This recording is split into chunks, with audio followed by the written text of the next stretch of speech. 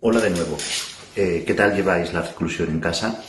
Para hacerlo un poquito más llevadero, hoy os propongo reflexionar sobre un cuadro que representa la naturaleza, que representa un jardín. Es un cuadro de Sorolla que no pertenece, digamos, al estilo más habitual del artista, pero que a mí me parece especialmente interesante y creo que es muy oportuno pensar sobre él en este momento.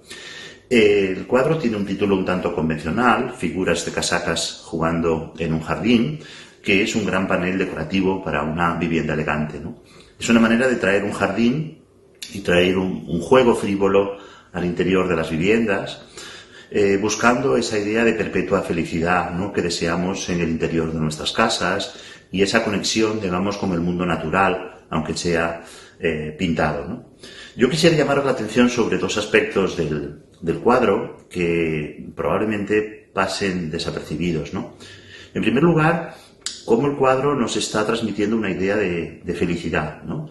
Es un cuadro alegre por los colores y por el tema, ¿no? Por el tipo de figuras que están jugando, un juego frívolo en un jardín que siempre se asocia con una idea de felicidad, de alegría, ¿no? Y en segundo lugar, también otro aspecto que es también muy interesante, cómo esa alegría tiene una dimensión nostálgica. Es decir, el deseo de felicidad siempre está asociado a una idea nostálgica. Cuando somos felices no nos damos cuenta de que lo somos, sino que pensamos cuando no lo somos cómo fuimos de felices, ¿no? Y el cuadro tiene dos elementos nostálgicos muy importantes. En primer lugar, las casacas, las figuras de casacas, es decir, las figuras que van vestidas a la moda del siglo XVIII, que es un género que está muy de moda a finales del XIX todavía, que nos habla de un tiempo perdido, de un tiempo anterior a las revoluciones burguesas, donde todo era felicidad.